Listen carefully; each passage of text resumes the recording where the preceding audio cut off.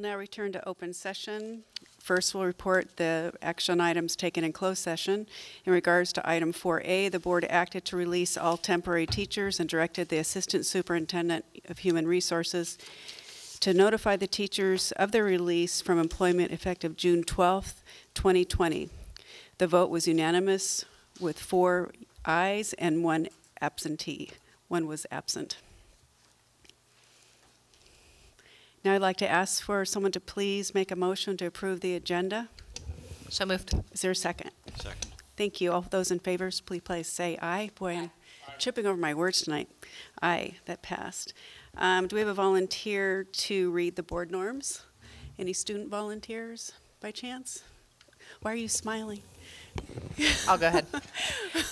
The board will come prepared and be fully present and engaged, deliberate effectively and listen openly without interrupting, work collaboratively and strive for consensus, maintain perspective with a sense of humor, not repeat each other or ourselves, not have side conversations, give full attention to the proceedings, no cell phone use, focused on best interests of all students, and commit to no surprises. Thank you very much. So now we're at our consent agenda item. Are there any public comments on the consent agenda? Okay. Do any board members wish to have anything removed from the consent agenda to consider independently? Nope. Okay. Can I please then ask for an approval of the consent agenda? So moved. Is there a second? Second. Thank you. All those in favor, please say aye. Aye. Okay. Now we're moving on to public comment, and this is for items not on the agenda, and I will read a statement. The board recognizes the value of public comment on educational issues and provides this time for members of the audience to address the board on any school-related matter not on the agenda. The board can take no action at this time. Speakers are requested to identify themselves prior to addressing the board and will be heard for up to 3 minutes. The presiding officer of the board shall determine based on time constraints of the board whether some time less than 3 minutes shall be allocated to the individual speakers. I don't think we have that many people here, so we can definitely do 3 minutes. And thank you for those that filled out the yellow card. These are not required, but it helps us with our minute taking. And it looks like we have someone here to speak on student vaping. Is your name Josh Rowe? So it looks like there's more than Josh Rowe here, but thank you. Yeah. Okay, thank you. I'm Abby Smith, a senior at Redwood. I'm Josh Rowe, a senior at San Domenico. I'm Amir Taraverdi, a sophomore at the Branson School.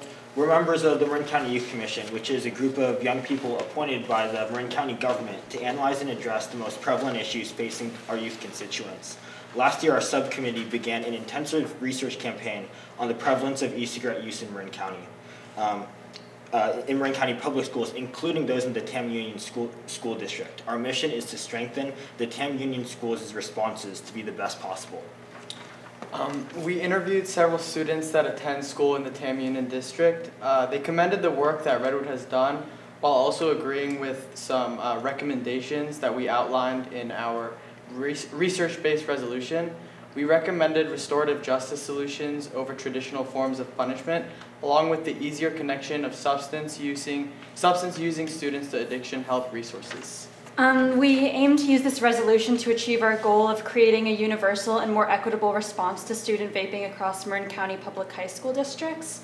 Our resolution has garnered formal support from the Marin County Office of Education, Marin County Superintendent of Public Schools, Mary Jane Burke, the Youth Advisory Council of Marin Healthy Youth Partnerships, as well as the Marin Prevention Network. After getting the support of those organizations, we're now looking to work with both educators and students within the Tam Union School District to achieve this goal. We'll be reaching out to administrators and school leaders very soon with more formal requests for collaboration, but we just wanted to take this time to introduce ourselves and our mission to the board. Thank you for your time. Thank you very much. Appreciate that. Very nice. Are there any other public comments on items not on the agenda? Yes, my name is Laura Effel. I live in Larkspur. I'm very disappointed in this board because of some of the advertising done for the Measure B that's on the ballot. You have repeatedly said in your literature and in public that Moody's has said that they've given you a AAA rating because of your good management. Well, I have here from Moody's a statement that they made in September upon issuing that AAA rating, and I'm going to quote Moody's. Ratings rationale. The AAA rating reflects the district's large and growing tax base, benefiting from unusually strong resident wealth and income measures, and the district's location within the vibrant Bay Area economy. Now, this is not to disparage your management. I have respect for them. This is on the board for allowing this misconception to be out there in the public to try to persuade people to vote for Measure B. I am not happy about this, and I don't think you should be either. I think you should be embarrassed. Thank you. So I'm not happy because I swear that you provided us the whole statement from Moody's, and that was one paragraph, but there were other paragraphs about reducing staff, the budget reduction measures, and so forth. There was much more to it. The whole statement is on the website. Right. Yeah. Okay. Thank you. I'm glad to clarify that that was just part of the statement. Thank you. Any other public comment on items not on the agenda? So this is not about guns yet. Sorry, not that I was taking a guess. It's coming up. So now, thank you. We will move on to the student trustee reports. And who would like to start with giving us an update?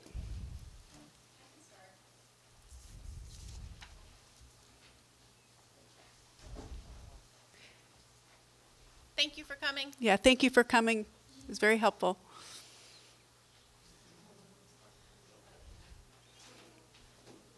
So we're going to hear about Tam High first? Yes. Okay. Oh my gosh, I'll reach. Sorry, I need that.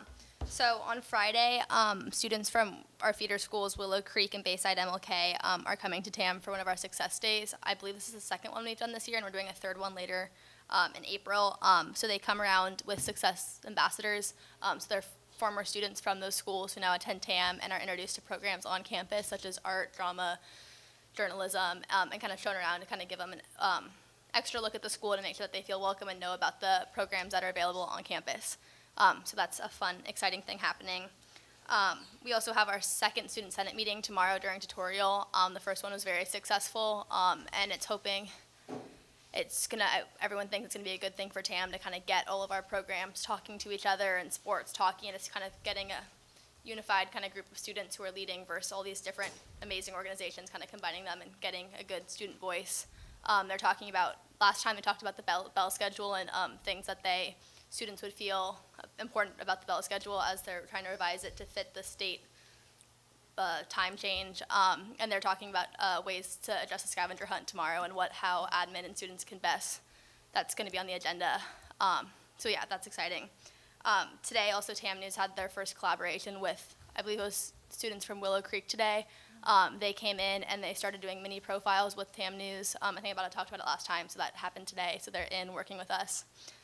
Our yearbooks have had, we sold ads, senior ads, tremendously well this year. And we're able to sponsor more free and reduced priced yearbooks than we were in years prior. So that's been a really successful measure, working with leadership, making sure that every senior who wants a yearbook can have one. And right before break, our French exchange students left. I forgot to say that last meeting, but they were here. Your what? Who left? The French exchange students from France. Our students were there in September, I believe, in France for a week and a half. So they were here, staying with us, coming around to classes, meeting them. They're all very nice and fun to see. So they left right before break. Thank you, Tara. I just called you Tara. But it's Cara. Kara. I'm having quite the evening here.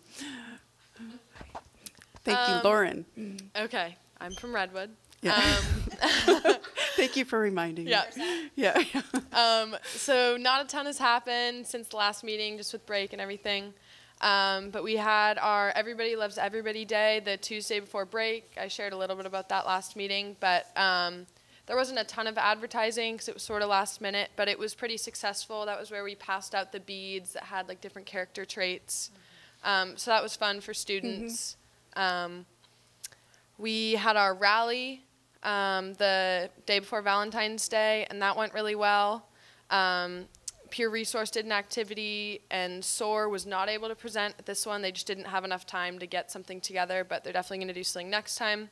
And we had our unified basketball team do a game at the end of the rally, and it was actually super fun. The whole student body got really into it, and it was just awesome to have everyone cheering for them. And boys soccer and girls basketball are in NCS semifinals, and that's about all. Very good. Sounds busy. Maddie. I also don't have that much to report, but the main thing is applications for PR, leadership, and SOAR are happening right now. So those have various deadlines, but people are putting in their applications for that. And for all of those classes, there are multiple steps to the application process, so it's just the beginning of the process right now. Especially Pure Resource is already getting a lot of applications, a lot more than they have in the past. So they are considering, because right now PR is just one class, and they're considering what the pros and cons would be of making it 2 different classes.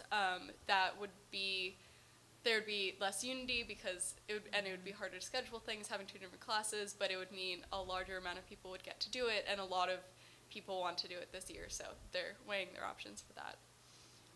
Also, we've set up in the Wellness Center a memorial for Shane that people can contribute to, so they can put flowers and notes, and that's going to stay in the Wellness Center for a while.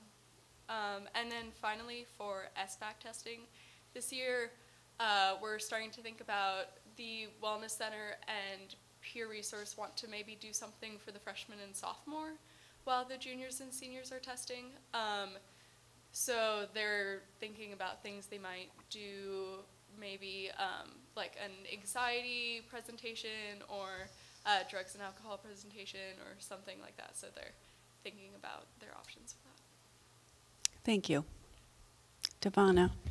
I'm pretty sure I have the least to report. I'm from San Andreas. And we have an open house this Thursday. It's the 27th. It's going to start, I believe, at 6 is when it starts.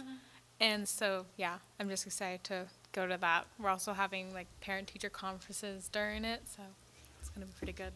Very nice. Okay, Charlotte. upcoming team is having a car wash to raise money for their next trip. Last board meeting, I also reported that we are at 90% capacity. Well, as of now, we're at 100% capacity. We are interviewing students for next year, but we're not taking new students. Pathways is recruiting for next year's, and we've had a lot of interest in applications. Also, our underclassmen is picking their classes. We've had an addition of contemporary issues, and we've taken away AP Comp. That is our only AP class that we've ever offered, but we are taking it away because decreased interest from students and from teachers but students can still take AP classes at their home schools, and students really are interested in comm classes. Practically every single student who I know takes classes at College of Marin, so there is no lack of advanced coursework at Tamalpais. Okay, that's all. Very helpful. Appreciate that. Thank you. Does anyone have any questions for the students? I have a question for San Andreas, right, Devana? So that's a new format this year, right, for the open house? The Yeah, parent-teacher conferences? And do you know why? I mean, you seem excited about it, so yeah. I don't really know why. I know that last time we would always have like parents who'd want to stick around and talk with teachers. So I guess they just put in, it's 15-minute slots for each parent. You have to call in a week ahead to actually schedule it. So, yeah. Okay, so now we're going to adjourn for just a couple minutes. We're having the public hearing, and we'll introduce Lars to talk about the CSEA Chapter 549 Articles for Sunshine and TUHSD negotiations. Good evening, Dr. Topier, President Lundgren, and Governing Board. Would like to introduce Mr. Mark Raisler. Mark is a par educator in our school district. He is also a member of the CSEA leadership team and just a great person to have as a colleague. Mark and I worked together for 5 years. I appreciate you being here tonight very much. As you are aware, prior to beginning negotiations with any of our collective bargaining groups, we have to sunshine items for negotiations. The district has already sunshined the items that we would like to bring forward in negotiations. This evening, Mark and I are here to bring forward the items CSEA would like to sunshine. And on the agenda, you see that CSEA would like to sunshine Article 5, leaves and absences, Article 8, evaluation procedures, Article 10, salary and allowances, Article 11, health and welfare benefits, and Article 14, the terms and reopeners for the CPA. So those are the items that CSEA would like to bring forward. Thank you. Any public comment on these items? Okay, we're back in session. Now we'll move on to the next item on the agenda. And this first one is discuss and take action on the 2019-2020 Comprehensive School Site Safety Plans and Wes, or it's going to be Tara after all. So Tara will be presenting that. So if anyone, after Tara's presentation and any discussion of the board, I'll be asking for public comment, but that'll be on the site safety plans in particular. And then the following item is an update on school safety measures, which does concern, I'm looking for the actual, I won't even try, but I can't see it here. But anyway, that's a follow-up agenda item that there'll be another opportunity for public comment. So we'll start with this one. Thanks. Good evening, everyone. So this is the annual report of our school safety plans. The safety plans are sort of comprehensive reports on multiple measures, including climate, which includes things like suspensions and for various types of suspensions, as well as efforts to reduce harassment, bullying, sexual assault, things like that. And they also include all of our safety plans as far as lockdowns and evacuations. And so they're these really comprehensive plans of both what's happened at the site and then what we are doing to prepare our staff and students for potential emergencies and how we're responding.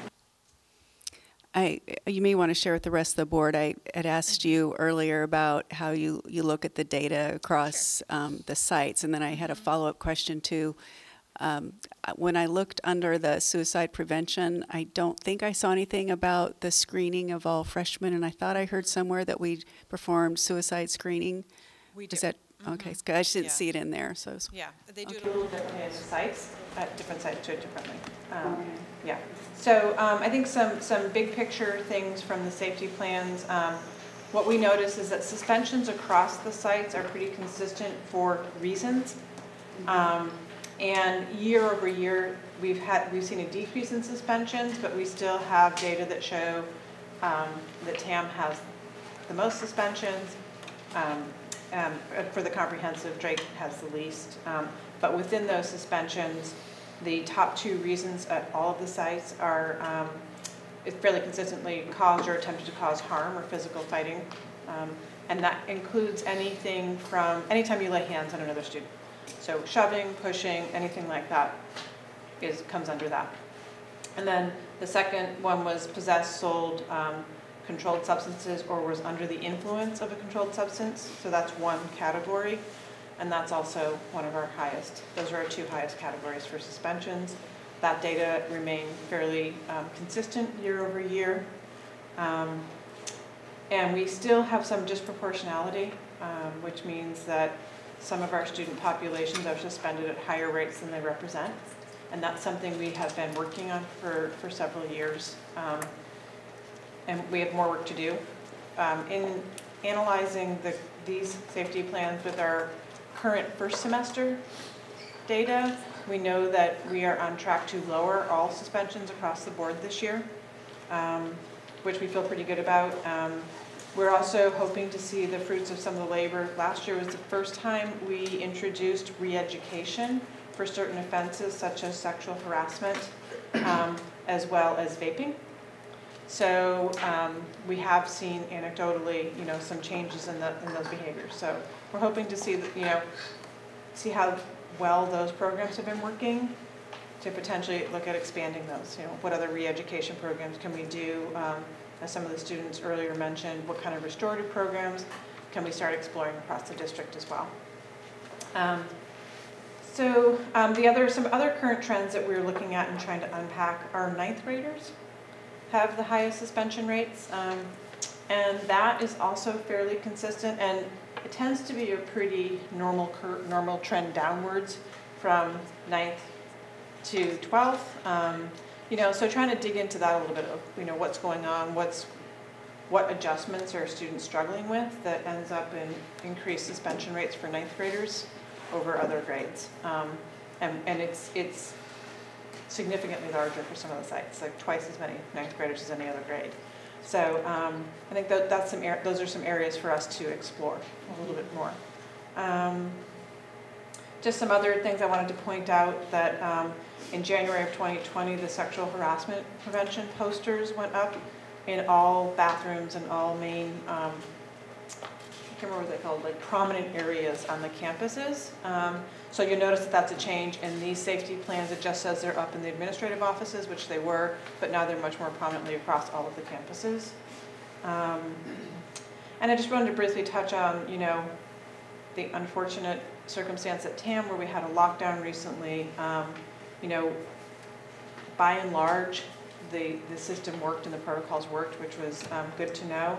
It was also an opportunity for us to learn where some of the holes were in the system, and we've been debriefing with Mill Valley Police Department and some of our support providers as well. What we learned is there are some spots on campus that need loudspeakers added. There were places where they couldn't hear it. So we continue to use that data to gather information and try to improve our processes. Another thing that we are continuing to explore is the vape detectors. If you remember, Central Marin Police had gotten a grant and but then abandoned the initial vape detectors for some faulty software, hardware, I'm not sure which it was, but they have settled on a new model. This new model is significantly more expensive, so we won't be able to place them in all of our bathrooms and all of the places we wanted to. So West Cedros is currently working with Central Marin Police and with our Maintenance and Operations Department to get some quotes on installation costs and then to identify target areas on campus to start installing them. So we hope to have that done this semester. I think other than that, I did want to mention that we have 2 new school resource officers, Jeff Peterson from Central Marin Police Department and Nick Nacisis, I believe is how you pronounce it, from Mill Valley PD. So it's been nice to get to know 2 new officers and start working collaboratively with them. Yeah. Since Tamascal has the highest vaping rates in all the schools districts, will it be likely that the vape sensors will be placed in their bathrooms? Yeah, they'll be in they'll be at all the schools. Okay. Yeah. Cynthia, did you have, or Trustee? Just wondering if we've heard from others who've used this more expensive detector, what the longevity of it is. I haven't, and I don't know. They're such new devices that I'm not really sure how long they last. Or, no, I assume that the devices may last. Just I'm thinking about other influence on them. Right. Well, and that's part of what we're considering. Potential, modifications. Shortening, yes. Right. And I don't know how that impacts their usage. So if you can wait. I have a question regarding the suspension rates for freshmen. And so if it's traditionally the largest group of suspensions, are we working with the middle schools to, because is there some inconsistencies on, and we're not in control of the middle schools, but is there inconsistencies on standards that is then hitting a brick wall when they get to high school, as well as new social environment? And Those are really good questions, and I am working with some of our middle school superintendents.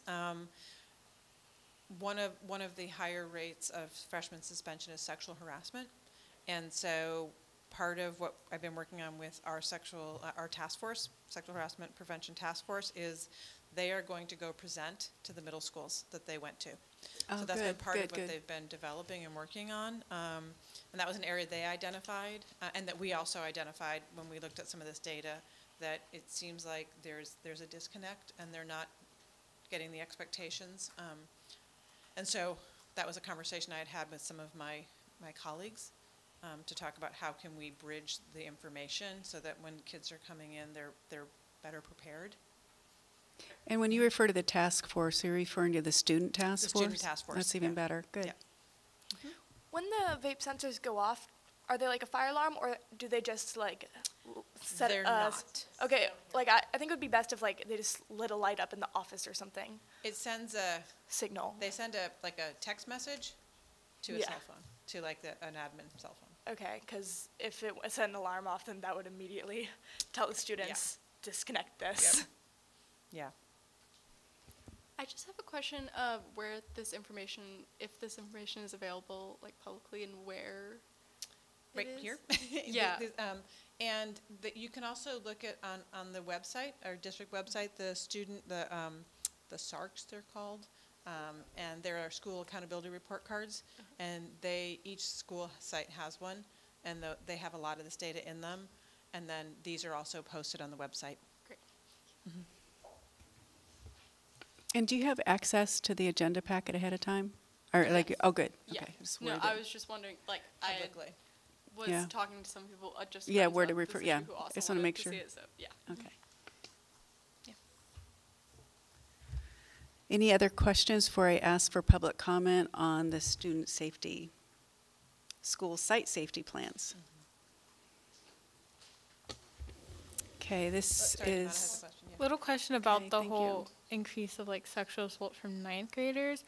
Is it them not knowing what sexual assault is? Like, are they being taught exactly like what is deemed sexual assault, or are they just kind of being taught like? Well, and it's harassment too. I just want to make sure it's not. Okay, Yeah. okay, so. Yeah, that's a question we don't know, and that's why we're trying to work with the middle schools to find out. We don't know what education they have coming in. We know what we give them, but at what point? So I think that's a really good question. Is we're not sure how much it is comprehension of what they're doing, comprehension of what's appropriate, comprehension of the expectations. So we feel like working with the middle schools and getting a clearer understanding, and also having all of our feeders get the same information from us before they come in. We think might help with some of that. I'm not sure if this is appropriate for this discussion, but something we've been looking at Drake recently, and I've been noticing is people aren't very aware on the punishments for doing things, especially when it comes to sexual harassment and assault. So I do think that is something worth looking into, getting that information out there. That's a good point. Sometimes that helps drill home how serious something is. One more thing, I don't know if this goes here on the next one, but I know you talked about the TAM lockdown. The one thing that I think the biggest takeaway that I've heard students talking, and I'm sure it's made it back to administration and such, but is a drill during passing periods and what to do. TAM is such a spread out campus, and there are times that you are not near a classroom, but you are near one of the major roads, and that just explanation on what to do during lunch or passing periods, I'm assuming that's made your way up. Yeah. But just to reinforce that is definitely something that students, every conversation that I've had in a class about what happened and what can be improved, that was definitely a conclusion to all of them. Yep. Thanks. Very good. Thank you. No public comment. The next one. Okay. So we need to take an action on this and approve it. So can I ask for a motion to approve the comprehensive school site safety plans for 2019-20? So moved. Is there a second? Second. All those in favor, please say aye. Aye. That passed. Thank you. Now the next topic, update on school safety measures. And again, it's Dr. Topier. Yeah. So I thought this was a good opportunity to just talk a little more broadly about the various things and measures that the school takes to try to ensure safety overall.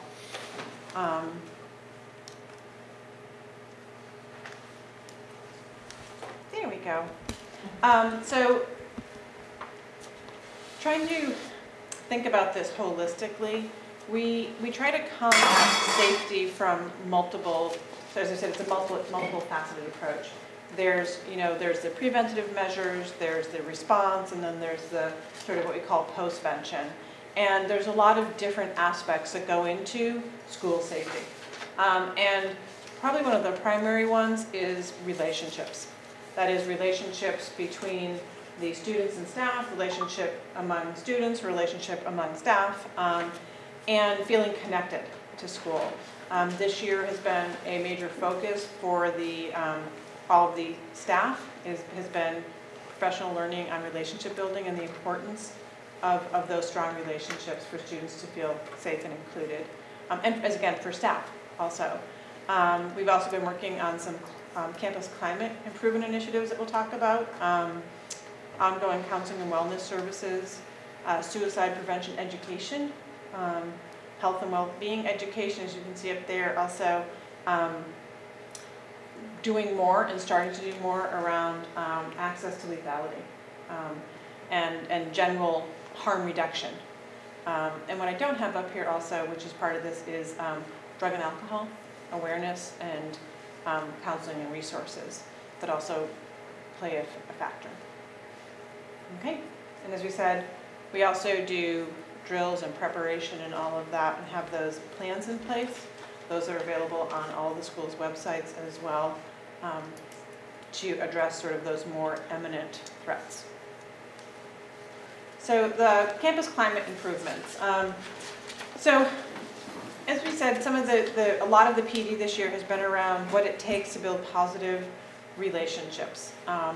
Positive relationships not only helps kids feel more connected to school and feel more a part of something, it actually improves learning, which is what we'll talk about in a moment. But we're also we're doing this on multiple levels. And one of the places that we're really trying to lean into this year is student leadership groups. And what does it mean to be a student leader? So that's something that at the administrative level we've been really grappling with and trying to define. How do we make sure there are multiple opportunities for students to have leadership roles? How do we make sure that there's multiple perspectives and voices included in those leadership and that they become voices that we can hear and that we act on? So these are just some of the student groups that have been working specifically on improving campus climate and peer-to-peer relationships. Some of it through peer-to-peer education, some of it through planning events that sort of build morale and inclusivity, some of it through mentoring with peers, and some of it through tutoring and engaging in academics.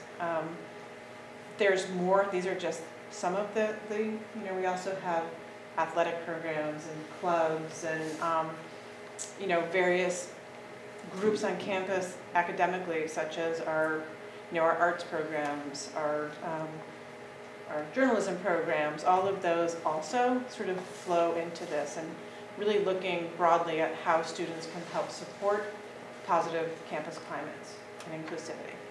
And so at the bottom there are some of those, the TAM Unity Days, the TAMSCAL student-led events this year that I understand have been very wildly successful. Advisory period, and then the club days at Redwood where they encourage kids to join. Again, these are just some of the things. I think the student senates are another example of areas where we're trying to capture student voice. And the data we use to measure this is the California Healthy Kids Survey. And so these are just some of the most specific questions around connectedness in campus climate. And the Healthy Kids Survey is done in the spring, so we have another set being done in the spring. Yep, we'll be administering this in April. Mm-hmm. Do we know how that compares? Because it seems the numbers are pretty high. Mm-hmm. Do we know how that compares to other schools in Illinois, county? I haven't looked at this specifically. There hasn't been any big changes in trends, though. No, and that's what we're hoping to see with some concerted efforts. Counseling and wellness programs are a big part of how we help kids feel safe. A lot of the reporting of incidents that happen actually come through our counseling and wellness program, so they really are a strong part of us being able to intervene and provide support. These are some samples of both the counseling and wellness services that are provided. Again, I couldn't fit them all in here. And what I think is really exciting about counseling and wellness is they're very responsive. You know, what we see is like students will come to wellness or counseling and they'll start to notice a trend of need and say, you know what, I think we need to add this kind of workshop or this kind of, you know, group, and they'll really go out and find the resources to do that.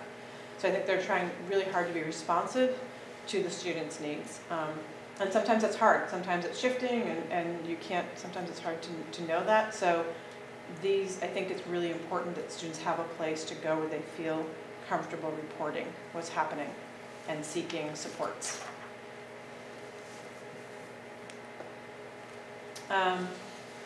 So this is access to lethality. This is something that we had started talking about more and more in our suicide prevention education. As you can see, some of the statistics up here. Some other alarming statistics that I didn't put up here is that reports of depression and anxiety among people aged 10 to 24 have increased between 40 and 60% in the between 2007 and 2017 by that same data set up there. So I've been working with Counseling and Wellness and Student Services who put together our suicide prevention and making sure that gun safety and storage is part of that messaging. Because we talk about other ways to know the signs and to help a friend. And so part of that is also understanding what access they have to various means of suicide. So we are also partnering with some of our community members and parents around a parent ed event coming up in March, specifically designed to educate our adults around some of both the legal aspects and sort of safety aspects of proper storage. So earlier, well, twice this year, we've sent out communications to our parents around legal storage, and also just letting them know that our law enforcement agencies they will provide gun locks for free if you contact them. So just making sure that people understand the law and also know where they might be able to gain access to these things. So some other measures that are in place. We said we have threat assessment teams and protocols in place. We use a combination of the Virginia protocols and some other and Homeland Security protocols. These we have employed a handful of times in the past 2 years. I think they've been highly successful. This is when we bring together administrators, law enforcement, counseling, psychologists, community partners, and we run through the protocol. And it's incredibly helpful for all of the agencies to sit at the table and have a conversation and have all the same information, because sometimes we don't, within reason of what we can share. It's been incredibly helpful. It helps build our collaboration with our law enforcement partners and other groups, and it really does, I think it really helps keep the schools safer. We have confidential tip lines. As I said, students often report through wellness and counseling, but we also get a fair number of tips that come in over the confidential tip line. Each site has their own. We're also part of the countywide collaborative, the school law enforcement partnership that meets like once every 6 weeks, and that's also a really valuable partnership.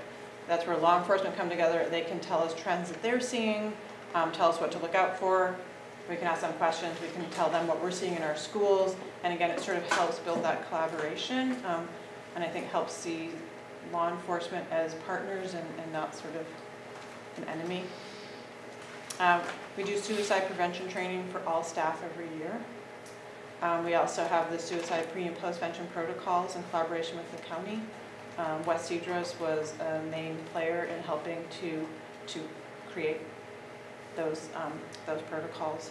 I think it's incredibly useful that as a county we really work together. When something tragic happens, we all lean in, we provide supports to each other, and we're all using the same protocols. So I think it helps everyone have a common message, and it helps us provide supports to each other in a really timely manner. Oh, that's it. So that's just sort of I just wanted to give a snapshot. This is one of those things where it's hard to explain all of the things that go into, that I would consider part of a safety, student safety. And I realized I had my little Hattie thing and it got erased somehow. But, you know, student-teacher relationships has one of the effect size. Effect size is the impact something has on student learning. And an effect size of 0.4 is like 1 year of learning in 1 year time. And student-teacher relationships has a 0.8 effect size. So it's twice the average. Just having a positive relationship with students can have that kind of an impact on learning. And I think what we see is that it's because a kid feels safe in the classroom, because they don't have what they call the amygdala hijack. They don't feel nervous, or, you know, so it's a really vital piece, I think, to all of this, is making sure that every student has at least one adult on campus that they know cares about them. Questions? Any questions? Any questions from the students? I have one question, only because I think, is that in this one? Yes, the student task force for prevention of sexual assault or harassment and assault. And I know that's a new task force. And so how has that been going? You know, we haven't been able to meet a lot, but when we have met, it's been very powerful. They have a lot of really good ideas. We were sort of able to focus on one project this year because they're from different schools. We think next year we have to sort of parse them out and have school site-based ones. But the one thing that they identified was the 8th grade presentations, or middle school presentation, not just 8th grade. But as I said, we looked at data, we looked at California Healthy Kids Survey, and they really felt if peer-to-peer, if they could go say like, hey, this isn't cool, and sort of give them some very honest, straightforward information. They also felt, their feedback was that they felt that they didn't get really sort of direct education when they were in middle school, and they think it would be helpful, I think to Devonna's point, if kids were told really specifically some information and not try to couch it, because I think that's where it gets confusing for students, particularly 13-year-olds who might just be entering this whole world, that they get very clear messaging. Has there been any consideration of including some of these other topics? I know that you have this task force specific for sexual harassment prevention, but in terms of some of the communication we have with our feeders, is there ever a time where you kind of go through student safety more globally? We do, you know, at the superintendent level, we tend to have conversations about what we're doing at at the schools for alignment, particularly. We're a little different as we work with multiple law enforcement agencies. Yeah, and you've got 10 feeders. Yeah, so it's actually good for like Drake and Ross Valley to have conversations, and Tam and Mill Valley, and us and Reed and Kentfield, because we're working with similar agencies. So we actually have those conversations, and actually the principals meet at that level to discuss those kinds of things. Okay. Any other comments or questions before I open it up to public comment? Looks like Kara does. I'm just curious.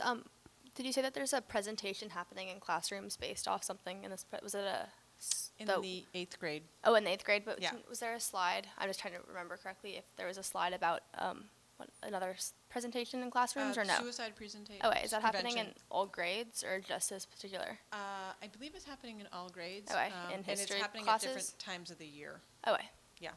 Thank you. So I don't think TAM's happened yet, but I think Redwood has. I can't. What's the Not matter? sure. Okay. I couldn't hear you. So I think that completes this part. So now we will open it up for public comment on this agenda item. And thank you. I have 2 yellow cards here. This will help with our minutes. But whoever would like to get up and speak first, please come to the podium and identify yourself and try and stay within 3 minutes. Hi, I'm Eric Swergold in Mill Valley. I'm the father of 2 sons who graduated from Tam High and a 3rd son who's a freshman there now. I'm also on the Brady Regional Council and I'm coach of the surf team. I have just 2 questions for the board tonight, and I know this is going to sound corny, but I want each of you to take a second and think about what you personally would like the legacy of your board to be. And I want you to take another couple of seconds and think about the possibility that your legacy could be saving lives. So in the 1970s and 80s, parents and educators realized we live in a world where kids were having sex earlier, and now we take sex education in the schools for granted. In the 1980s, parents got tired of seeing their kids killed in drunk driving accidents, and now we take drunk driving education for granted. Today, here in the wealthiest nation in history, we're the 2nd most armed society in the world, with only Yemen having more guns per household than the US. These guns are here to stay, and they're right here in Marin County. There are over 250,000 guns in Marin County. That's right. Despite all the education, wealth, and generally liberal values of our community, we have an extraordinary amount of guns. And despite all these guns, we do very little to educate our students about gun safety. My kids don't recall a single class devoted to guns. We do have programs on See Something, Say Something, and we have duck and cover drills, but I'll bet our students don't graduate with 60 minutes of education on gun safety itself. We need age-appropriate gun education to save lives. Why aren't we teaching our kids that drinking and guns don't mix? We've just recently started educating parents on the importance of safe storage, meaning having guns safely locked and stored. With over 75% of school shootings involving an unlocked weapon in the home, we need both students and parents to be aware of the risks around unlocked guns. We need to teach our kids that when they start going to concerts and sporting events, they need to make a mental note of where the exits are. It's sad we have to do this, but we have to do it. This is the world we live in, and we owe it to our kids to prepare them. We should craft a plan together to give our high school students 1 hour a year of gun safety information in their health class. I've spoken with Police Chief Alan Piombo of Mill Valley, and he's generously offered to have his officers teach these classes. Further, gun safety plans are available at no cost from numerous organizations, not just Brady, but many other organizations as well. Beginning with the high schools, and hopefully beginning on your watch as board members, we have the opportunity to create a model program.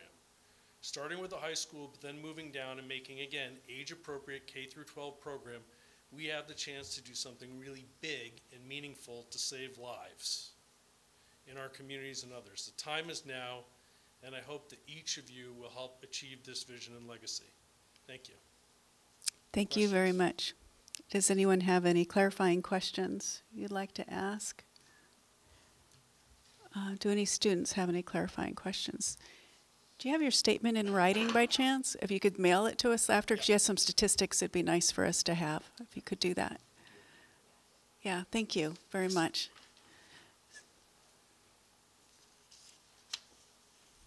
So yeah, thanks. Okay. Thank you. I'm Jen Reedy. I have a daughter who just graduated from Redwood, and then I'm also the proud field hockey coach at Redwood. I wanted to start with just thanking all of you, Dr. Tara Topier, Mary Jane Burke, and all of you for all of the safety work. I think most parents would be taken back just to see how much is being done. Having said that, I started Marin Moms Demand Action, and now I'm with Brady United Against Gun Violence, and the reason is because I grew up next to Sandy Hook, Newtown, and Fairfield County is a lot like Marin County. So as we all know, I know all of us here, our worst fear is really a school shooting. And I took a step back and just thought about, culture and conversation as we were talking about, the connections with students. But we need to change the culture around gun violence, gun safety, just as we do with vaping and consent, sexual harassment.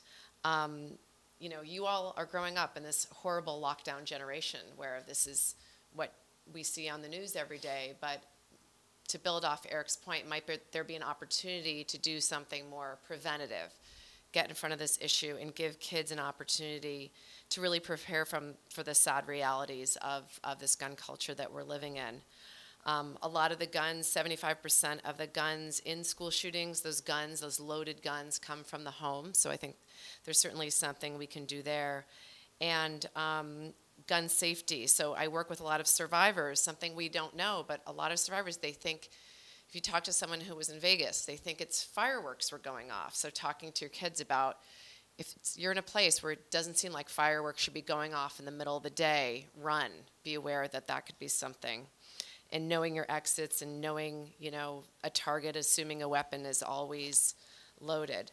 So I go back to, again, change the culture, create conversation, and one hour a year, so it just becomes part of what we do here. The same with vaping and other concerned behaviors that we have.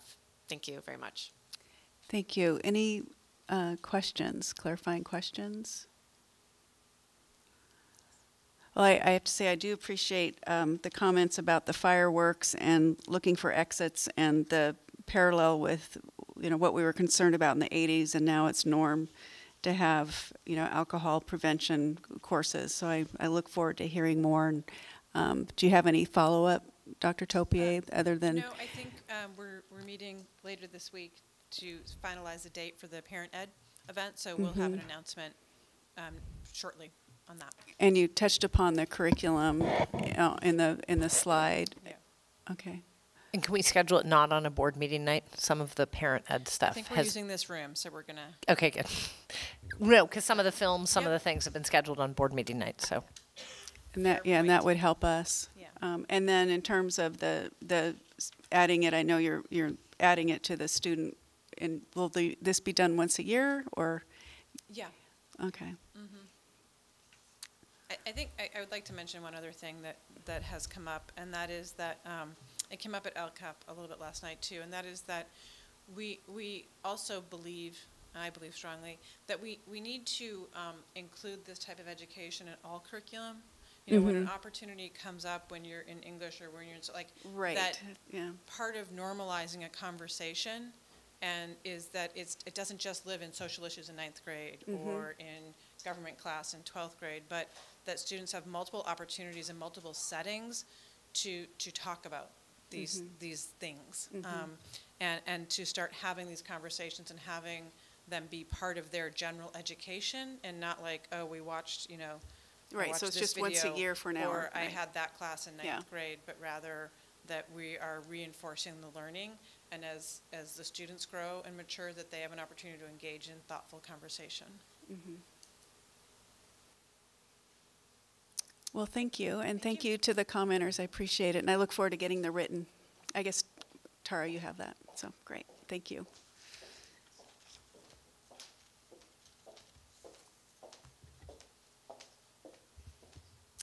So our next agenda item is a follow-on discussion of the mission and vision statement, and you're welcome to go. I know you may not want to stay for that, so you're not being rude by leaving, believe me. Thank you very much. Could I add really quickly? David actually ended up texting me a few more things he wants me to say, so maybe if I could say them when the trustees report. Absolutely. So we're going to move the agenda slightly. Hold on one moment.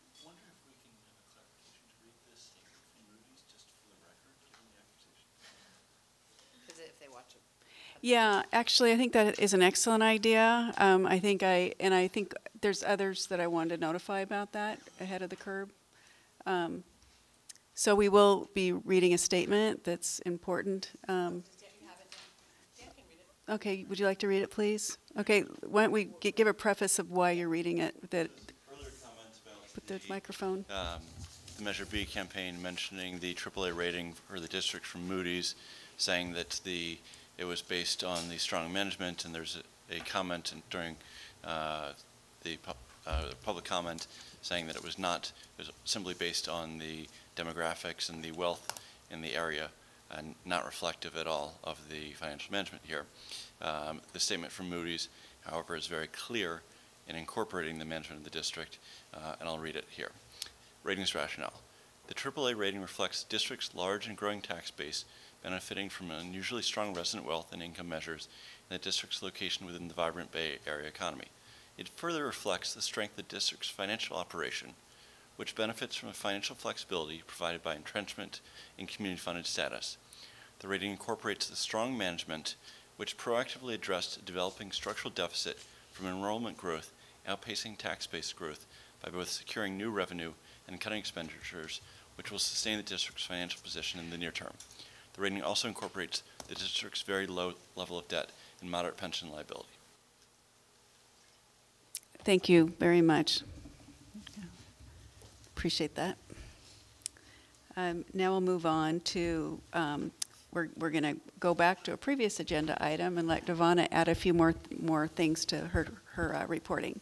Yes, because as well as the parent-student teacher conferences during the open house, we also had 2 staff members participate in a 3-day trauma-informed practice training last week in San Francisco.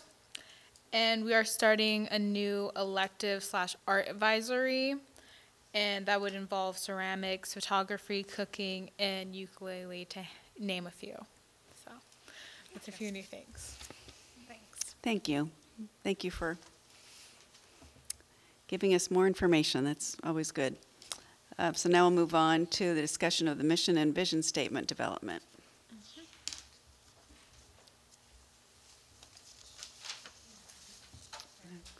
No worries. I wonder if I left it at home. Just kicked you out. Oh, I think I have my notes in here somewhere.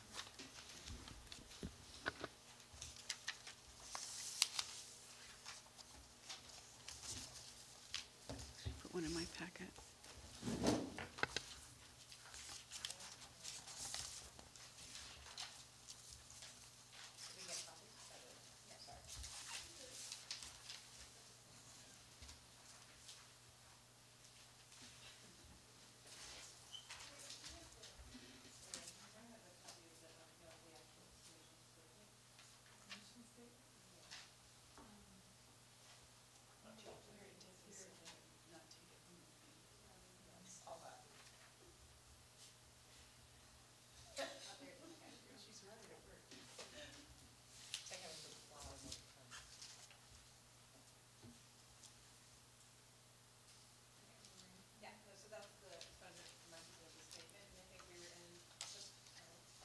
We were in the process of looking at the grad profile, and to the best of our ability, because these were the notes that I took last time, this is what they look like, to capture the thoughts. So, and I think people wanted some time to go away and digest a little bit and come back and have another go. So here we are. We're having another go. We left off on 3 cultural competence last time, but we never made it to the very bottom. And there was something just about the challenge the status quo and advocate for social change that irks me, because challenge the status quo is so vague, and it could mean like advocate for like almost bad social change.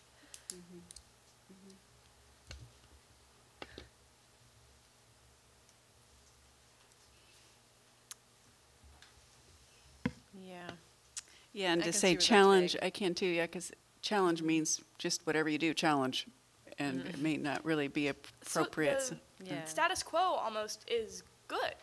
Like I would say, like we're very accepting nowadays, or we try to be.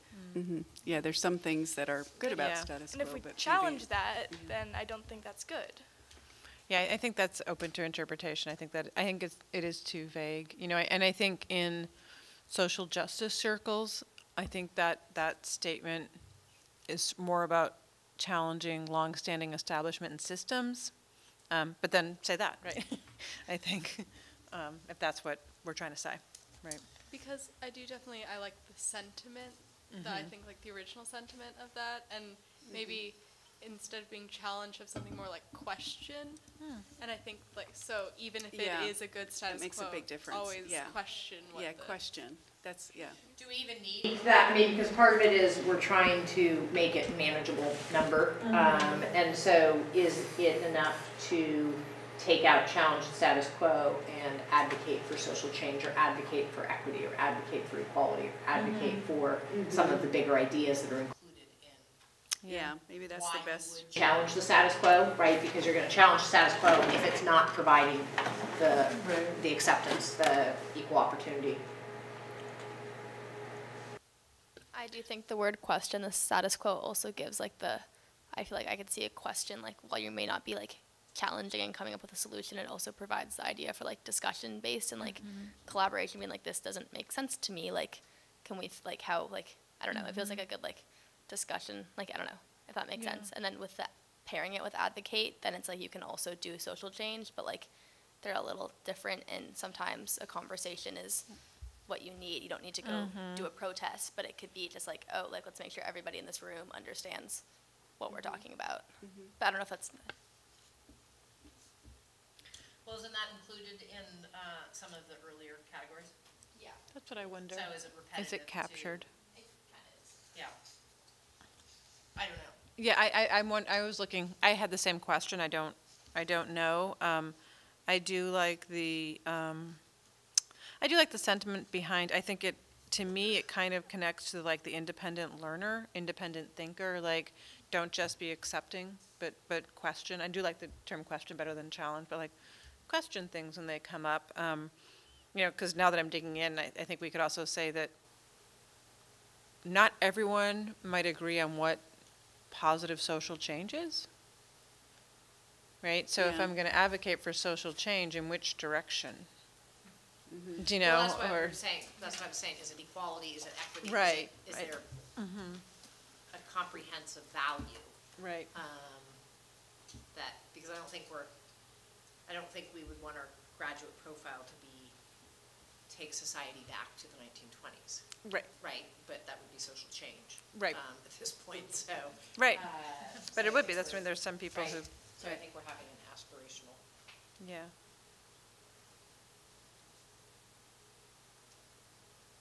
Did, while we think about that, had we accepted develop racial consciousness? Mary and I couldn't Right? quite figure I out thought what we had said that everything. That was not, like, that, and that maybe that was included in some of the other categories, and what did. I feel like it would have been implied in like the first statement. That's, okay. So I think we take that out. Okay. But I think we, yeah. I think that's why we expanded some of the other ones, right, was to try Yeah. to address.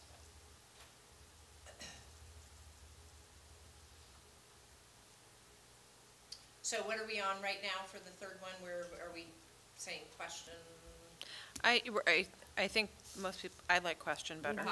Yeah, I think that takes care of it. So question the status quo and advocate for. That's what I was wondering of positive. Or I wonder if it needs to be like. It's very open. Yeah. Right. I think we have to define. Right, I mean, if we're saying equality or equity, or if that's what we're trying to encourage in our students, because, yeah, positive social change, progressive social change, I mean, that's. Yeah.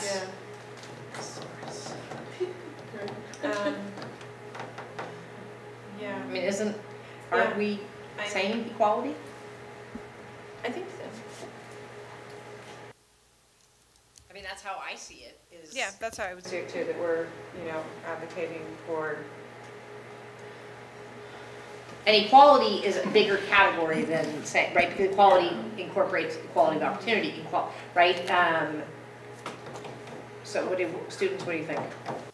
I'm thinking maybe like question, I don't, because I still know about like status quo. Yeah, I know, So right. it's like maybe like question I don't know what to say. Like question the state of our community. I don't know. I'm thinking like State of the Union, but I'm thinking like question and Well, that's you're almost there. question and advocate for equality or equity, more or less.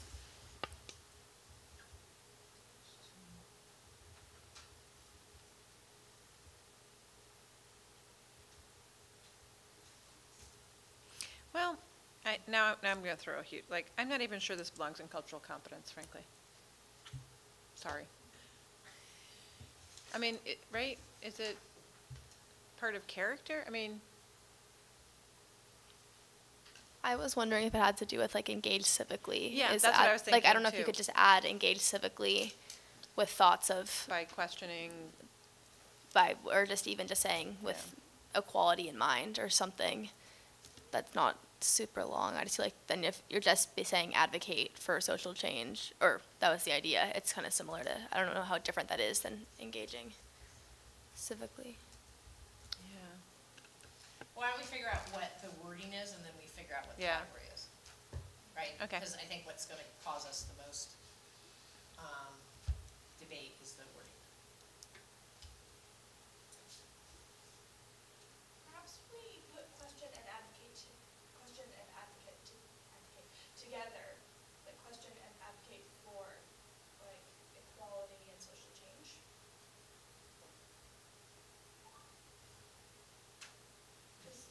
That sounds a tiny bit like you're questioning equality. Yeah, I was like, that's what I was trying to navigate. I'm like, well, but then what did I say?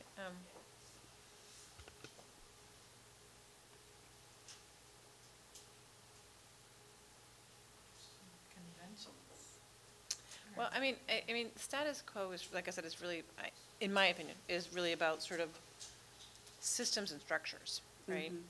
That serve certain populations over others, and actually serve to hold other populations down. And I don't have an eloquent way of saying that.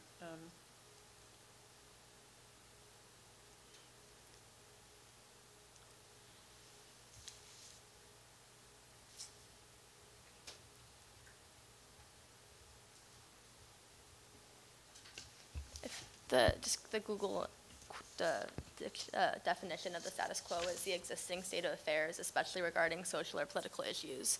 So there is no like connotation with the negative, like not, I don't know if that helps. But I feel like that, that's what the Google says. The all-knowing. The omnipotent. I was thinking maybe question the current culture and advocate for equity. Maybe something like that.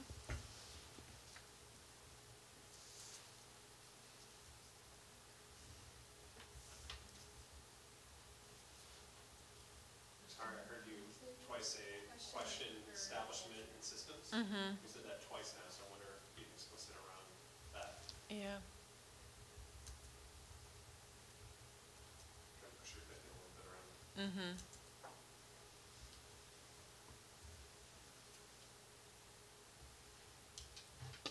I think maybe status quo has different connotations for like us than like it does for maybe you.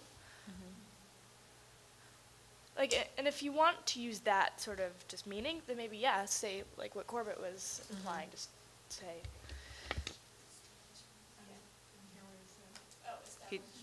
He repeated what I said, which was to, well, I said question systems and structures, or establishments and systems. Yeah. But I don't know if that's just equally vague, right? Because systems are healthcare systems, justice system, all of those. But I don't know, people might be like, mathematical systems, I don't know.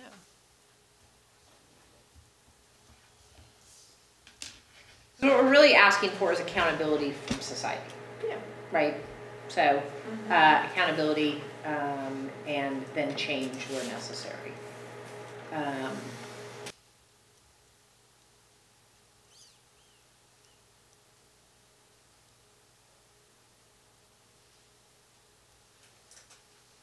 I just personally liked status quo because I felt like I presumed, like, I think status quo implies, like, societal structures and norms, and I feel like that's what we're getting at.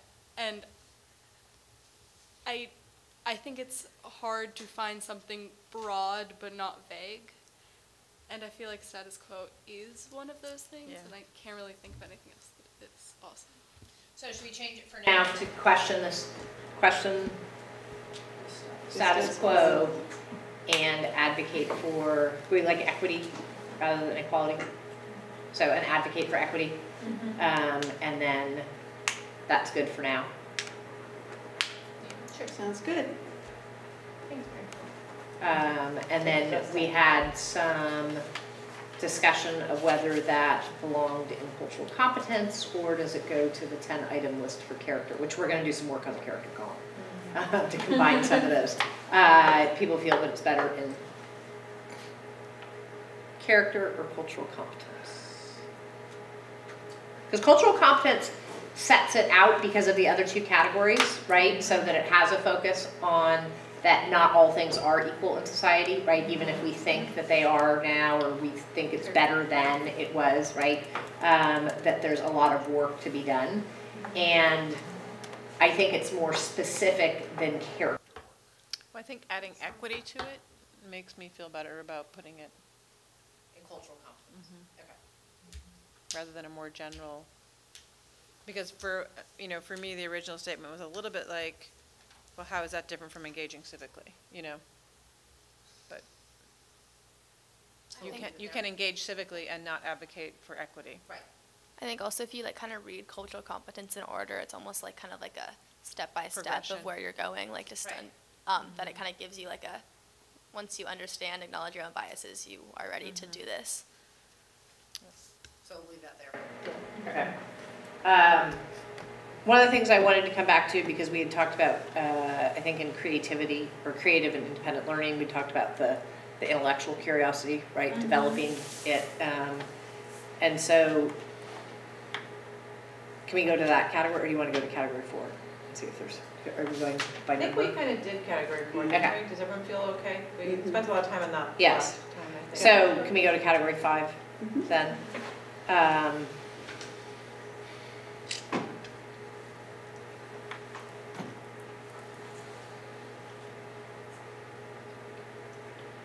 So I still want to play with that language for the developed curiosity, and I would move that higher under a growth mindset. But I'm sorry, say that again. You want what? I would move that last item higher. Oh, okay. This one here? Yeah. Yes, but I'm not sure about the language yet. Oh, okay. Is developed curiosity? Because are we developing it, or because we hope it's being. That it's been instilled, right? And so it's we foster. We don't want to use foster twice. Is it nurture? Is it encourage? Yes. Encourage. Well, who's doing the action? The student, right? So we want the student to Embrace. What'd you say? Embrace.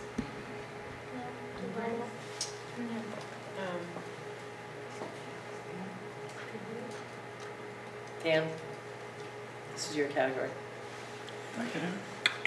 Well, no, you said you had mentioned the curiosity. So what are some words that get at what you were trying to?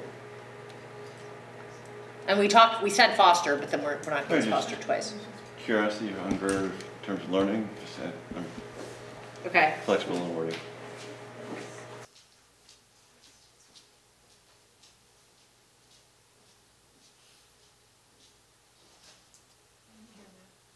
I think you still think because it's more maintain. So if it's a student doing it, it's maintaining it, right? Or that's what I'm saying. Like, don't get it beaten out of you. Right. Is so really what we're trying to get at. Or sustain curiosity, right? Because if it's aspirational for the students and it's a reminder for the teachers too. Yeah. Right. I like sustain. Sustain and extend, or whatever it is, right? But that idea that it's a dynamic. Yes, we hope we haven't beaten it out of you. And right, we haven't crushed it. I like embrace too, because I think there's something about not being afraid it's of more- it, yeah, it's like more not being, active. yeah, not being, like embracing curiosity to me is part of that independent Yeah. thinking, right? It's like you're not trying to do something right, you're trying to, you know, figure something out. You're trying to. Yeah. I think it also kind of gives you you're empowered to find your own way to do something. Like I don't know, like I know in some English classes you can write an essay or you can do an art project and like you can find your own way to express what you're trying to convey, and like I think that embrace, because sustain, I don't know, it just seems like such like a. Oh We do. jeez, we're running out of verb. I mean, in another descriptor in this category. Oh, we did. no. So, Be curious. Be curious. Yeah. And we could yeah. take embrace out of the other one, right? I mean, if embrace is right for this and gets out. Yeah. I kind of like we should that. keep Be it here. curious, though. I like what Kevin Be just curious. said. I just feel like something Be that's like a little bit like you, because if it is if the student is doing the action, I just feel like sustain, like while it like works for the category, it's kind of like a dullish word to go with curiosity. It's not like Yeah. inspiring. I don't know.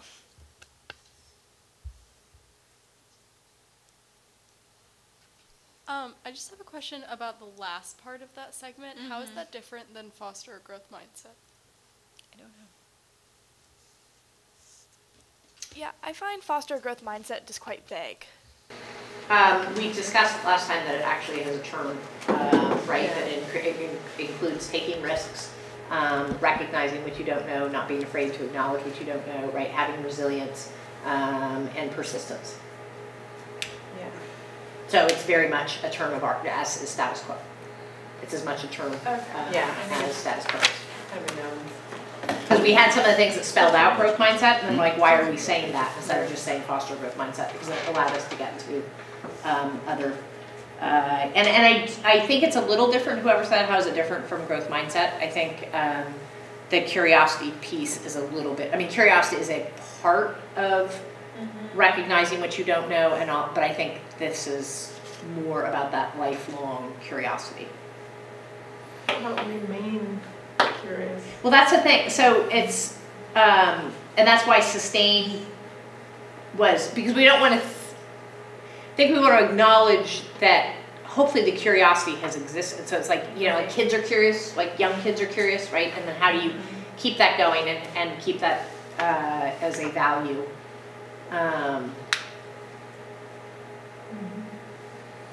So it could be embrace and sustain, or it could just be embrace, right? I mean, I think embrace suggests enthusiasm, right?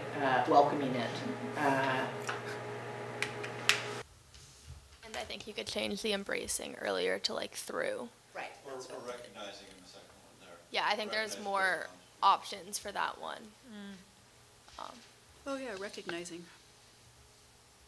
Touching a little more on the growth mindset of like fostering a growth mindset, I don't think a lot of people actually know the difference between like a growth mindset and a fixed mindset and like the spectrum that it really is. Like you kind of fall into a growth mindset and a fixed mindset kind of throughout your daily just activities. Right. So I think touching more on that in like curriculum, I feel like that would actually, it should be there, but I feel like it is kind of vague when, like me, I didn't learn about a growth mindset or a fixed mindset until last summer when I was in a program with with the county of Marin. When I was with them, that was the first time I even touched on growth mindset and fixed mindset. Wow. But then again, I have hopped around through districts, so yeah. So like Well, and I think that's a good point, because I think part of what this is also doing is this is what we want students to know and be able to do, and it also signals to staff, you know, where are we going to provide opportunities for these, right? Like these are the things that we need to include in the curriculum. maybe understanding growth mindset would be a little better than foster a growth mindset, because I think just having it, maybe you might understand it all, but like also might not. Because just understanding like the complexity of a growth mindset and a fixed mindset. And nurture. A growth mindset? I like nurture, and I want to get it in there somewhere. Okay. Yeah.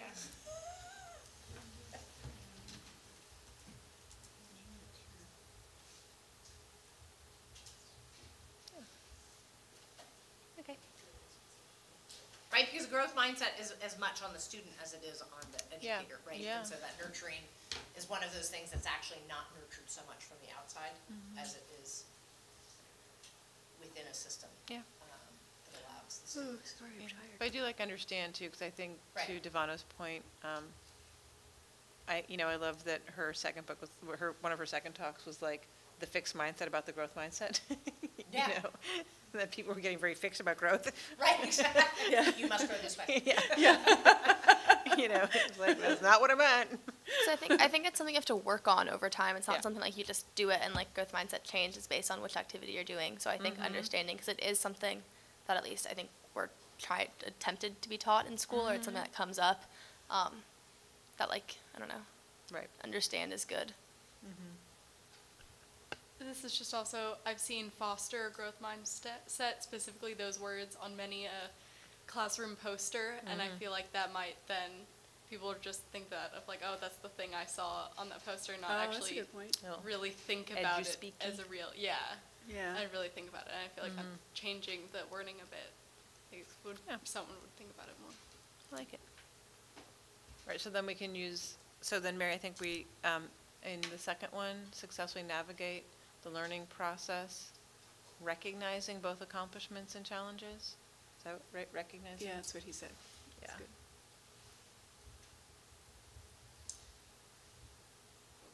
So then I think we can, then embrace curiosity works, because we haven't used. Yeah. Yeah. We've got our verbs.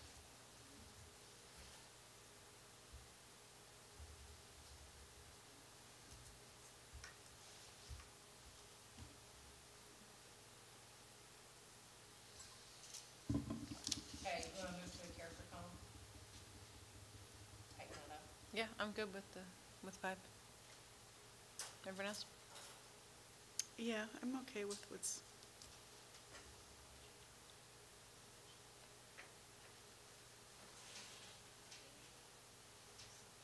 We're in character?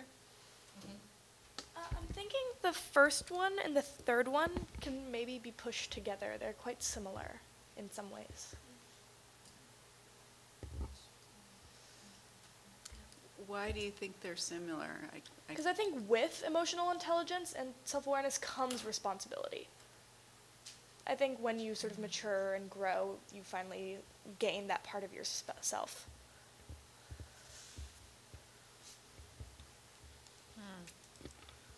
I see them as separate. I think I do too.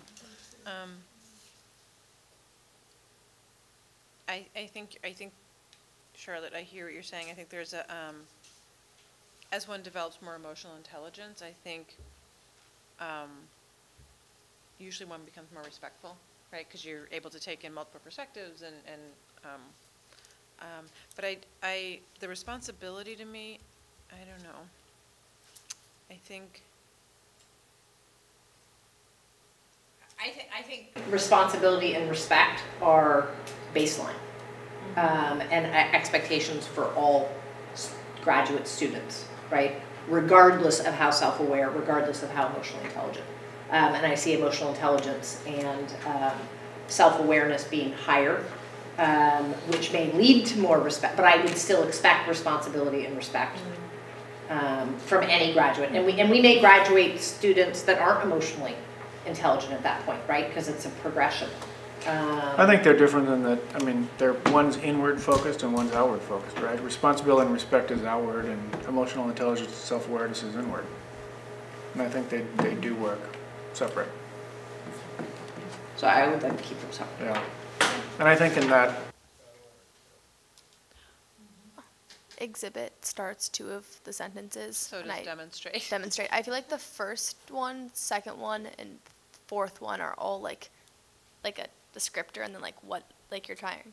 Or no, sorry, the first one, second one, and fifth one. The demonstrate confidence and resilience. Like they're all different, but they're still just like listing like 2 values in each.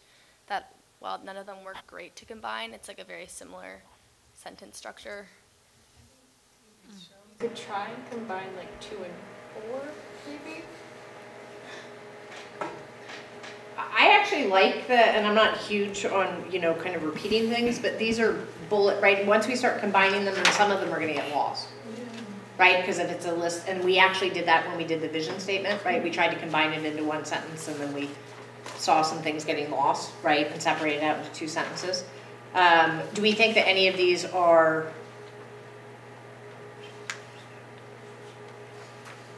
you saying develop different verbs for them? I don't know. I mean, I think they're fine separate because I think they are separate things. It's just like reading them over and over again, I feel like I'm almost losing the second half of the sentence because it's just like the same, like develop this, exhibit this, demonstrate this, that it's like, but they're all different. So like I'm having a hard time finding good ones to combine. So like I think they might just have to be left separate. I don't know if there's any way to flip the, like I wonder if maybe like be empathetic and compassionate for others might just be a different way to play around with just like the sentence so that they don't read as repetitive. I think be empathetic is stronger than exhibit empathy, and I think that's better. And the only thing I'd say is maybe swap 3 and 2, so go. But I think be empathetic and show compassion for others. Sorry, which ones are you No, gonna swap? I don't want to swap 3 and 2. I think integrity's a really important In order? Piece. You said swap 3 and 2? In terms of order, demonstrate responsibility, develop emotional intelligence, exhibit integrity and trustworthiness, and then be empathetic and show compassion for others. No, I think integrity.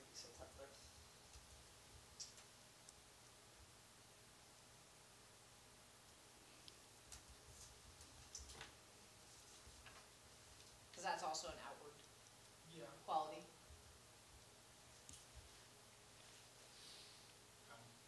Sequentially, I think follows self-awareness and emotional intelligence.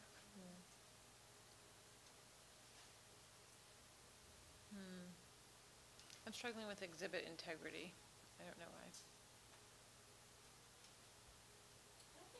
I don't think exhibit is the right word. Yeah, I don't think so either. Yeah, I mean, right? There's no, possess 'cause there's integrity no and adjective trustworthiness. for integrity.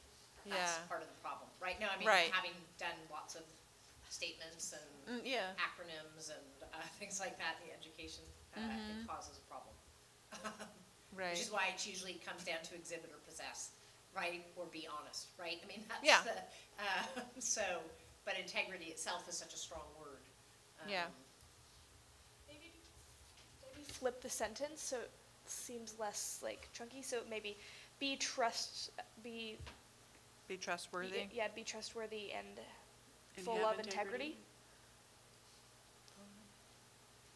So like don't start with integrity just so you can have more leeway in using it. Though I do kind of agree with Kevin. I think 2 and 3 should kind of be swapped because I think if we really want to emphasize the importance of an emotional intelligence and self-awareness, I think that when you're self-aware, you can be more trustworthy and kind of, if you're self-aware, you have your integrity with you. So I think swapping them would kind of benefit. I am going to continue to disagree on that because I think that integrity and trustworthiness are baselines, and working with teams and the emotional intelligence often follows, right? I'm thinking of, kind of what are the minimums that set people up for success after high school.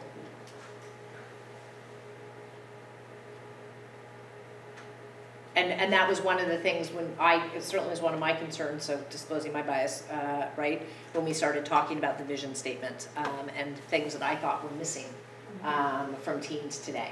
And compassion was one, about kind of actually really caring for others and then caring for the common good, right? And feeling an obligation to the common good, and part of that's integrity, right?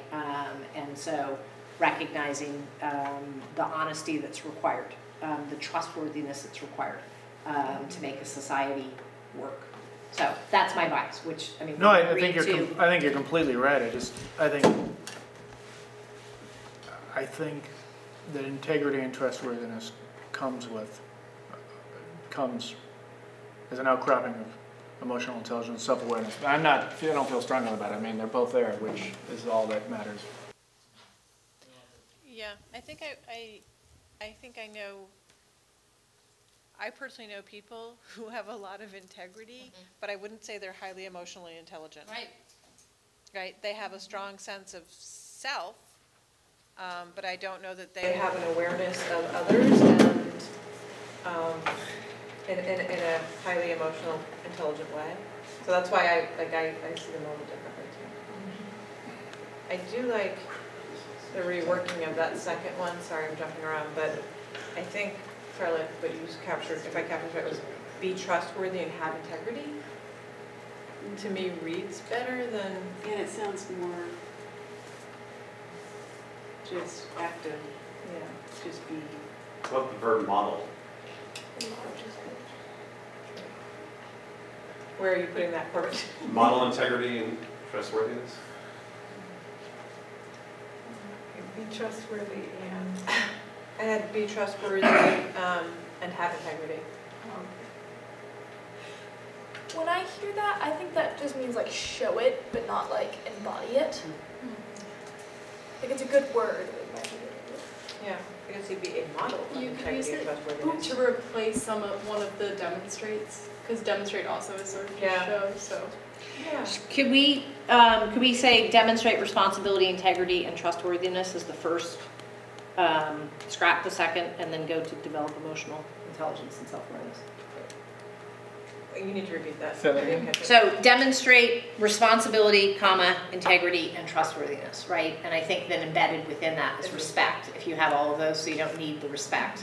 And then we get rid of the fact about that integrity doesn't have an adjective, right?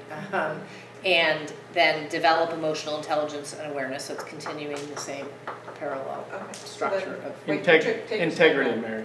Yeah. So demonstrate responsibility, Trustworthiness and integrity, no, demonstrate responsibility, integrity, and trustworthiness.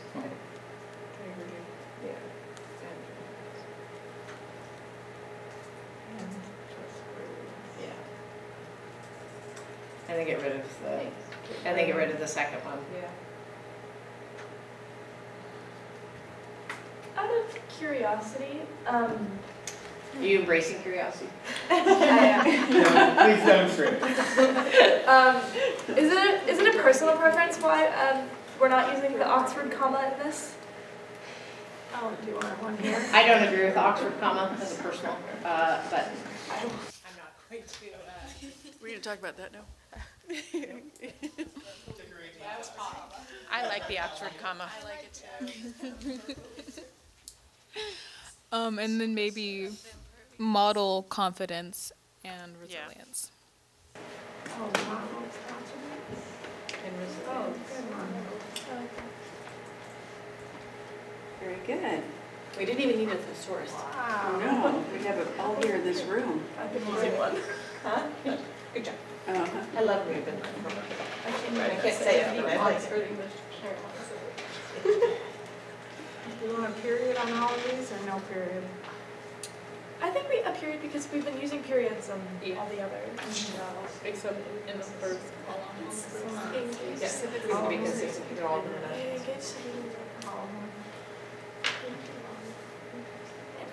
engage civically is important.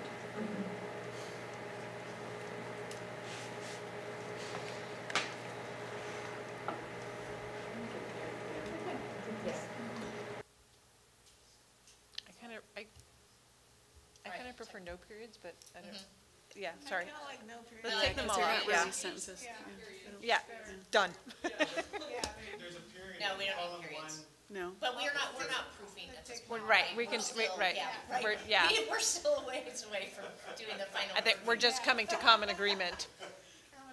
Charlotte and I are going to arm wrestle over the Oxford comma. I'm with Charlotte on the Oxford comma. Did you read that great New Yorker article on the Oxford comma? Yes. Well, that was one. Yeah, that But it was- cost all but that it was a money. good one. Yes, it was a very good one. Okay, is that good for now? Yeah, I think so. Okay. Quick question. I Yeah. feel like it's in column 4, statement 2.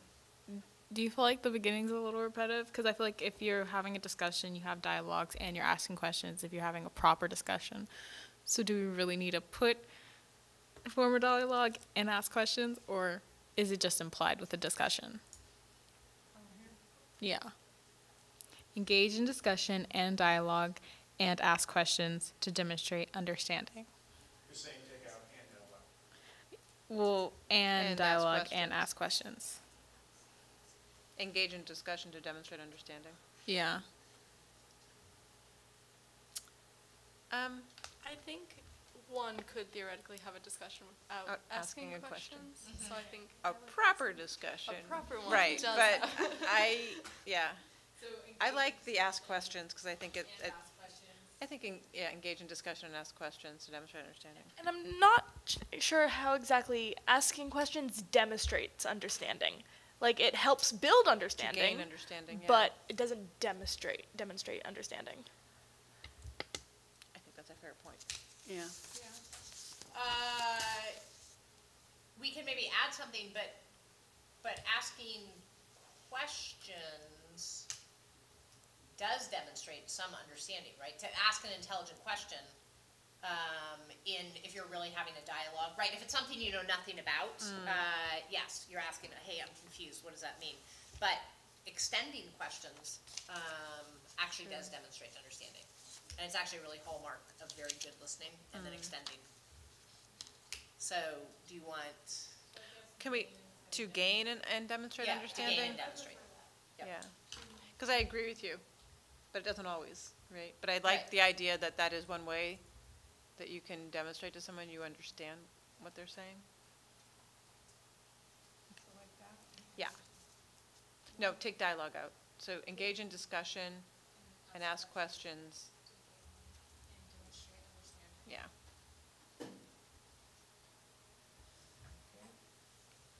I hope we get this done before y'all graduate.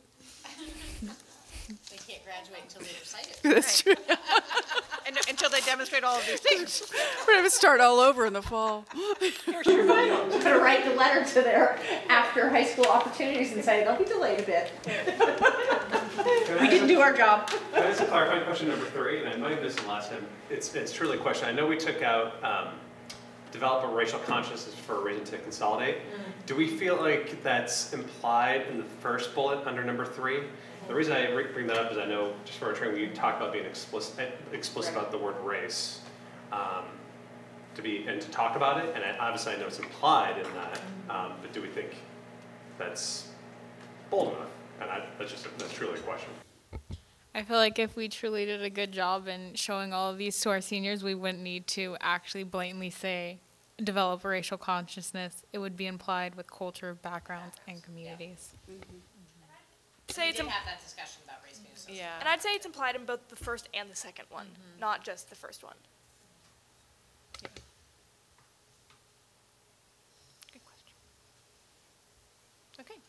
No, we have another comment. Well, I don't know. This just crossed my mind, and I don't think it's necessary. But I was just I listened to it. TAM News and Leadership both had to listen to a really interesting podcast about the lawsuit in the South Soliderman City School District, and the superintendent there kept talking about like leaning into difficult conversations. And I was just thinking about that. I was like, that's always something that comes up in SOAR as well.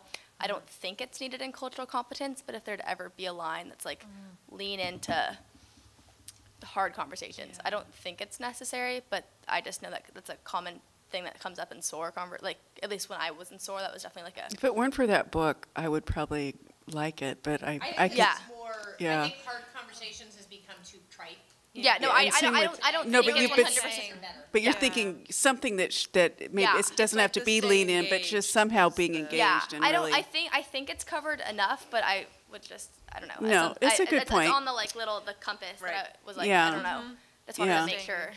Yeah. Yeah. I mean, I think it's okay without it. Learn to understand and value multiple perspectives. I might argue requires some. No, yeah, that's right. I think it's covered enough, but I just wanted to. Yeah. Make sure I that, think this defines hard conversations. yeah. Right. Yeah. I just wanted to That's a make good sure point. we like. Yep. Don't forget that. Good job. Yeah. Yeah. Thank you, Kara. Well, thank you, everybody. It was very helpful. We're about to wrap up. And then next time, can we, because we didn't get a current copy of the mission statement, right? So next time, can we have a copy of the current mission statement? Because our final check, we'll want to make sure that the graduate profile is supporting the mission statement, vice versa. And is the same sentence that's above the graduate profile being printed with this? No, that's where we're going to put the mission statement. Okay, good.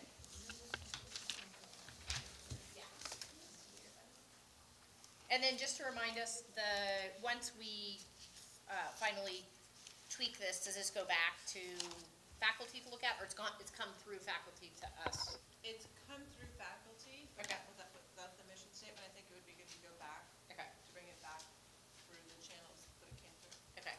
So we would want to keep that in mind as far as how many editing sessions we have after this in order to get it so that it's on the books so they can follow it and graduate.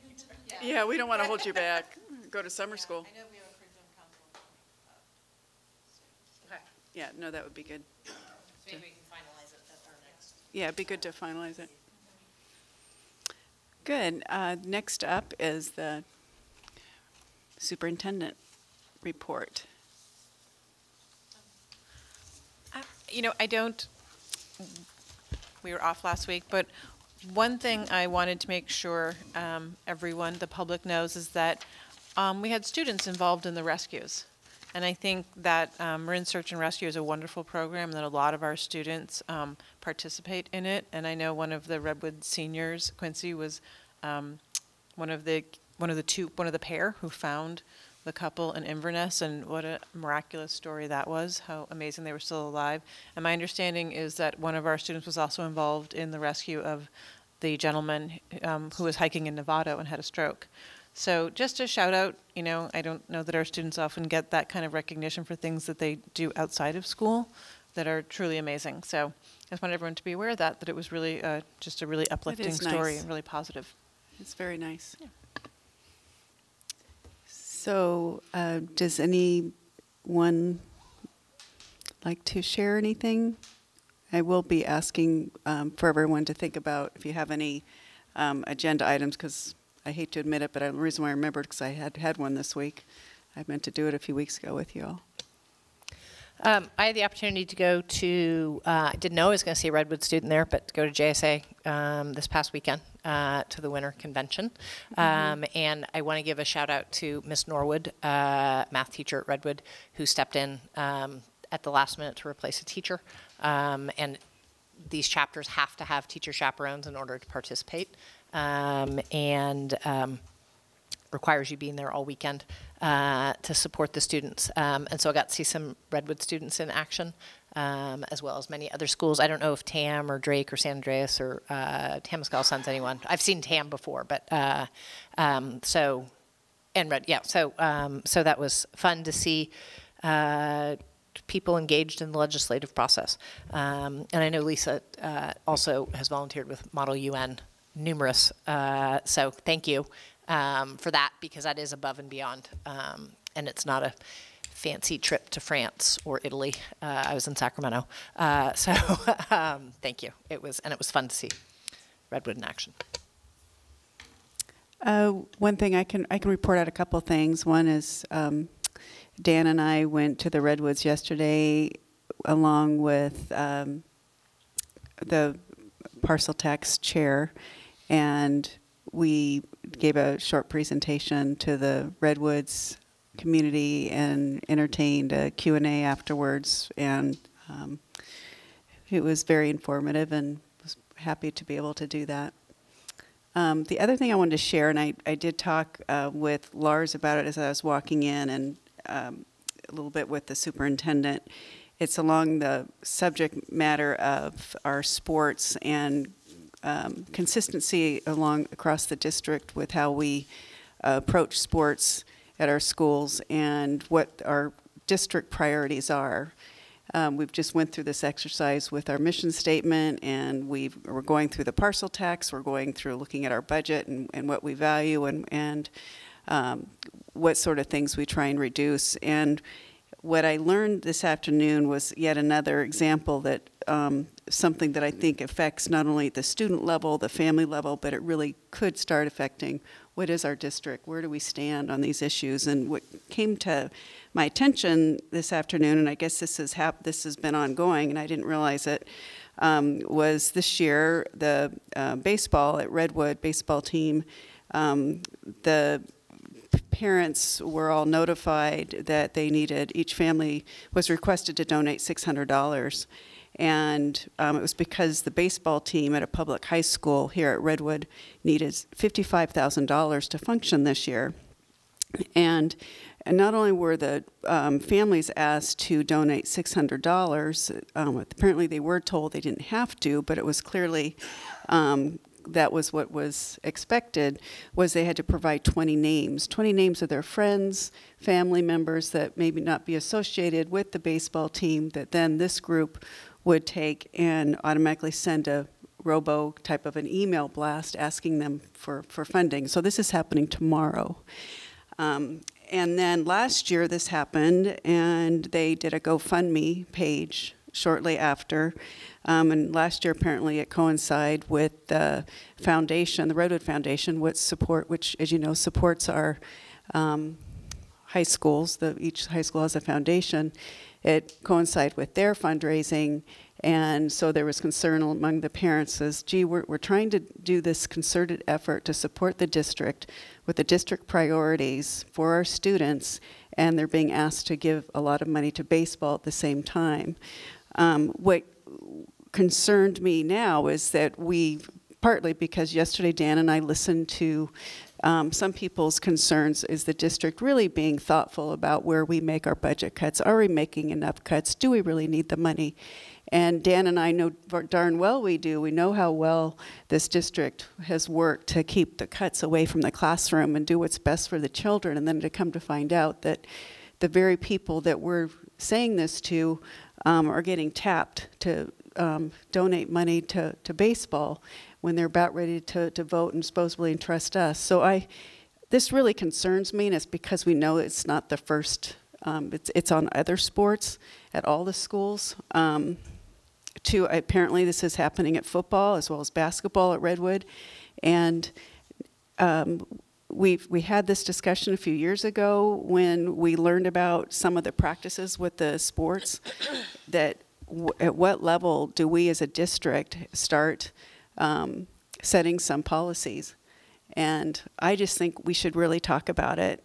You know, it's not just the funding, but it's, you know, student safety, it's, you know, you name it. I think we really need to talk about it and decide how much we want to try and have some district-wide policies on our sports teams. So I'd like that as an agenda, and I'm requesting that the board have a nod of consensus to then work with Lars to bring it back to the board to start we need to start having the conversation, and the community needs to understand that we're watching that too. Not to mention any family or child that cannot afford $600 to play baseball. I don't care that they say you don't have to. You feel it as a family when you're asked, and then when you're also told that the boosters is not giving you enough, or the boosters is not paying for the buses, and then the booster says, no, we are paying. Well, this has got to stop. I really, really has got to stop. So it's a future agenda item. Okay. Well, yes. So, but it sounded like you were giving direction. You weren't. I just wanted to clarify. Yeah. Okay. So, so a future agenda item for us to discuss.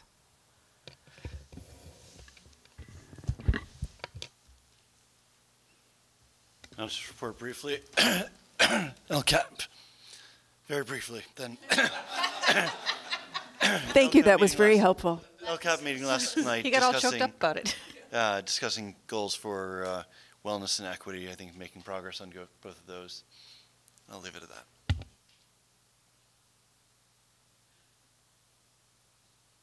Any other report outs before we go back to the norms? Oh, shoot.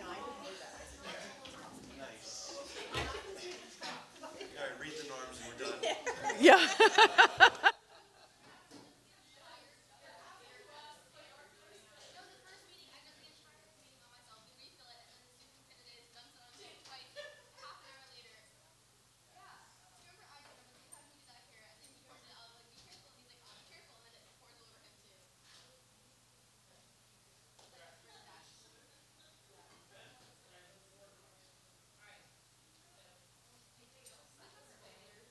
Okay, so I will give us the glows and grows.